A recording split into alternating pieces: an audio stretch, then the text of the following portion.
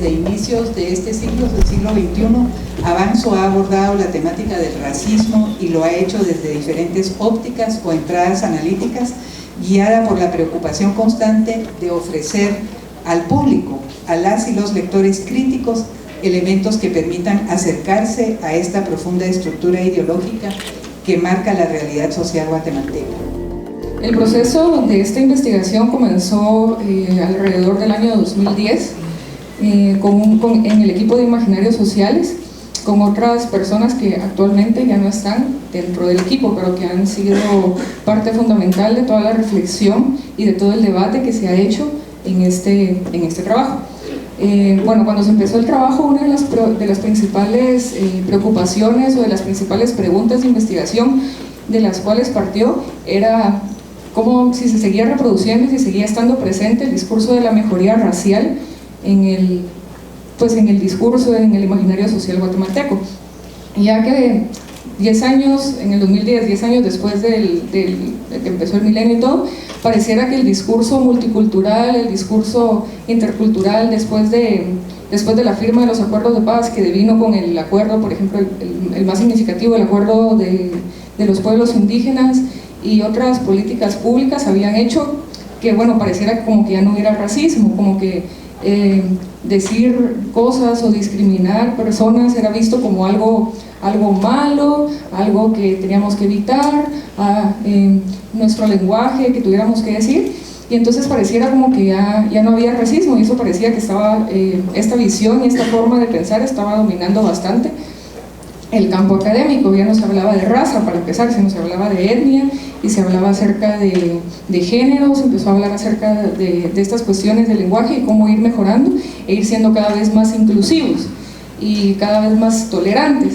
Entonces estos discursos acerca de la inclusión y la tolerancia empezaron como a ser cuestionados dentro del equipo de investigación. Bueno, entonces empezó a dar este debate, y una de las principales preguntas tenía que ver acerca de la aspiración por la blancura. Para esto se llevó a cabo un primer trabajo de campo, donde se trabajó con estudiantes universitarios de 3 regiones de Guatemala. Por un lado Quetzaltenango, después Guatemala y Jutiapa.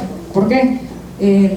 Bueno, primero por una cuestión metodológica que tenía que ver con que en estos 3 departamentos coincidían que existía la Universidad Rafael Landívar y la Universidad San Carlos, por lo tanto había, digamos, 2 visiones. Aparte de eso, también se podía dar 3 diferentes tipos de regiones en el país, con diferentes concepciones y con diferentes tipos de personas, digamos. Una región predominantemente indígena, como es Quetzaltenango, después la capital, y después una región donde la predominancia indígena no es tan grande, que sería Jutiapa.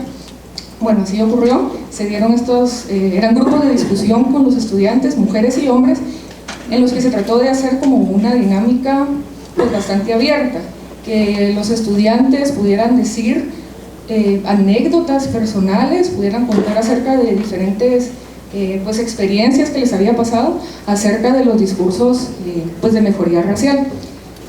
Fueron, digamos, entrevistas muy fructíferas, porque los estudiantes, bueno, prácticamente se desataron, ¿verdad? O sea, y nos dimos cuenta a partir de esas entrevistas que este discurso de la mejoría racial y del mejoramiento racial y mejorar la raza estaba muy presente dentro del discurso y dentro del imaginario de la sociedad guatemalteca, y que por mucho que los discursos del multiculturalismo, de la interculturalidad se hubieran esparcido, y se hubieran esparcido especialmente en el campo educativo, vimos, por ejemplo, cómo cuando fue el gobierno de Álvaro Colón se hablaba de los 4 pueblos y la bandera de los 4 pueblos y todo esto, a pesar de que eso se había esparcido en el discurso político gubernamental, en la sociedad no era así. Digamos, las personas seguían hablando de raza, las personas seguían hablando de diferentes cuestiones. Los jóvenes hablaban de cómo en sus familias se les decía que tenían que juntarse con ciertas personas, era mejor si te casabas o si te juntabas con una persona que sea más blanquita, así canchita, bonita, y no si te juntabas con uno que es todo mashquil, todo feo. Esas mismas palabras surgieron de los jóvenes.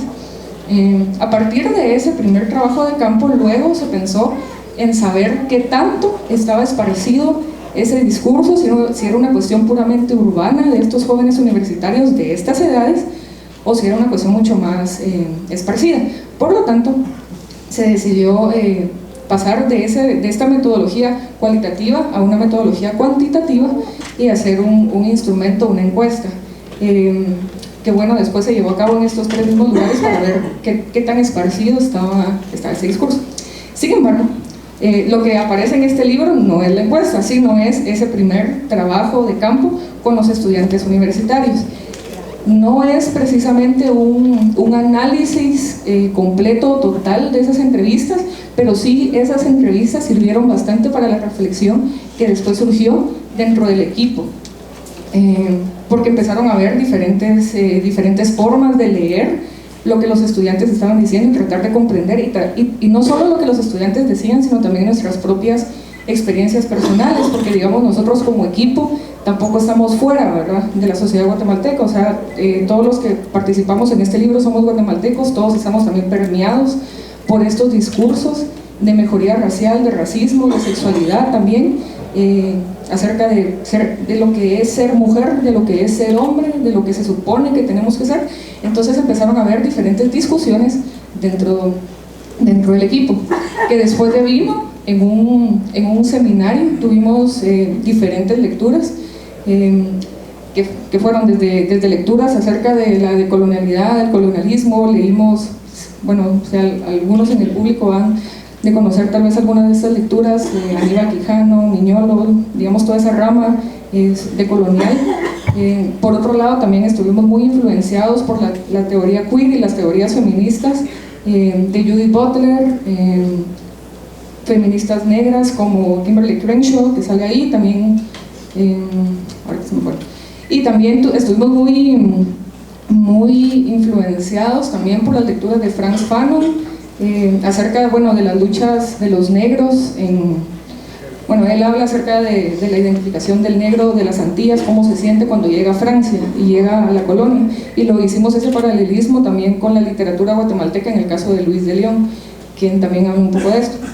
Entonces, bueno, luego de tener todas estas lecturas, todos estos debates, nos dimos cuenta que teníamos ciertas similitudes en el equipo, ciertas formas de ver, digamos, de comprender lo que estábamos viendo y lo que también nos pasaba a nosotros.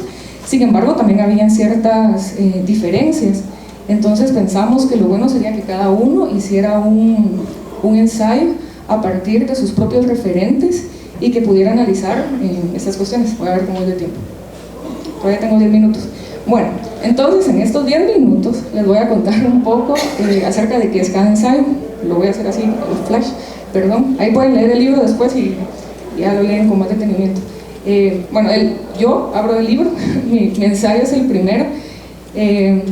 Bueno, yo básicamente lo que hago es analizar las entrevistas de estas personas, de los estudiantes, y decir que se puede ver que hay un tipo de régimen disciplinar.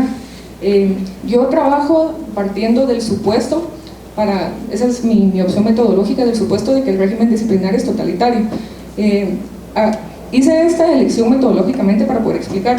Después con otros ensayos y también con mi forma de ver, el régimen disciplinario no es totalitario, hay disidencias, hay fugas, pero a mí me sirvió bastante decir que era totalitario como para poderlo explicar bastante bien. Bueno, yo básicamente digo que hay diferentes mandatos que hace a los cuerpos dóciles de ciertas reglas, ¿verdad? Entonces, digamos, el régimen disciplinar que te dice que tenés que buscar una pareja blanca, que tenés que buscar la blancura, y la blancura no es solo el color de la piel, sino también un montón de cuestiones de capitales sociales, culturales, ¿verdad? O sea, gustarme de cierta música, comportarme de cierta manera, comer con cubiertos, sentarme de cierta manera, ir a ciertos lugares, todo esto son capitales de la blancura y que no son impuestos de una forma violenta. Digamos, no hay alguien ahí con un cincho diciendo tenés que ser así, sino que son cuestiones que uno los va internalizando y uno se va haciendo un cuerpo dócil. Eso es básicamente lo que yo trato y con lo que concluyo. Hay otras reflexiones. Luego sigue el ensayo de Alejandro Flores. Alejandro Flores no pudo estar aquí, pero ha sido una de las mentes maestras, digamos, detrás del proceso de investigación, porque él estuvo desde el principio y sus reflexiones y todo nos han estado pues influenciando bastante. Él habla acerca de una cuestión del racismo como sadomasoquista. Eso quiere decir de que él dice que uno como persona se culpa a sí mismo, siente una culpa por no ser blanco, por no tener esa aspiración de la blancura, pero por no cumplirla, por no serlo al final de cuentas, por seguir siendo un cuerpo inferior, degenerado, también uno se castiga a sí mismo, porque quiere seguir aspirando a ese ideal de la blancura como un horizonte al cual se tiene que aspirar, al cual se quiere llegar. Y bueno, él usa diferentes cuestiones y habla al final acerca de la ontología de la raza. Y bueno, cómo esto va prefigurando los cuerpos y nos va, digamos, en cierto modo ordenando todos hacia ese horizonte de la blancura. Después de esto sigue el ensayo de Fernando Jerez. Él habla acerca de cómo se construyen las subjetividades coloniales. Hace también un tipo de recorrido histórico de cómo la colonialidad no es una cuestión que se acabó hace 200 años cuando se firmó el Acta de Independencia y bueno, ahora ya todos somos independientes, sino que la colonialidad es algo que sigue estando hoy en día. O sea, nos seguimos reproduciendo de formas coloniales. Solo miremos una persona que quiere tener una mejor casa y se imagina una casa tipo la antigua. Estoy poniendo un ejemplo así completamente burdo, pero nos dice precisamente cómo la colonialidad sigue estando en cada uno de nosotros y nos va construyendo nuestra subjetividad, nuestra forma de ver el mundo, y esa colonialidad era una colonialidad racista y machista. Por lo tanto, nosotros seguimos teniendo subjetividades y se siguen construyendo subjetividades que son machistas y son racistas, y hay esa interseccionalidad, no la podemos separar. No podemos decir que el racismo es una cuestión y que el machismo es otra cuestión, por ejemplo, sino son cuestiones que se van articulando y que se articularon hace bastante tiempo en una matriz de poder colonial junto al capitalismo, ¿verdad? O sea, no es casualidad cómo el capitalismo también reprodujo este racismo, porque entonces el racismo les proveía de mano de obra barata, y también como digamos, también hacía que los cuerpos de las mujeres pudieran ser también usados, de otras. El cuarto es el ensayo de Ángel Orellana. Ahí hay, digamos, un tipo de quiebre respecto al ensayo de Fernando Jerez, porque tienen dos formas diferentes de ver el deseo. Mientras que Fernando habla del deseo como una cuestión casi como mandatoria y que es lo que va formulando las subjetividades, Ángel habla del deseo como una cuestión que rompe esa colonialidad del poder. Y bueno, habla básicamente dos cosas. Uno, el cuerpo como el sentido de la raza, el cuerpo siendo, digamos, el cuerpo como siendo una inscripción donde se va escribiendo la colonialidad, se va escribiendo el racismo, se van escribiendo el machismo, y cómo hay un quiebre que es la carne, y la carne no es una cuestión como el alma o algo metafísico que está más allá, sino es una cuestión concreta en la cual se expresan diferentes formas de resistencia y de, digamos, como de escape o de fuga a ese sistema, e incluso al cuerpo. No puede existir una carne sin cuerpo, pero sin embargo sí puede haber ese quiebre.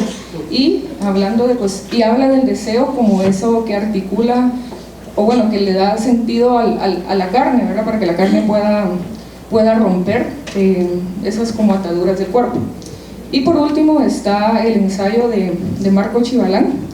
Él hace un recorrido como mucho más histórico, y de entrada es un ensayo mucho más histórico.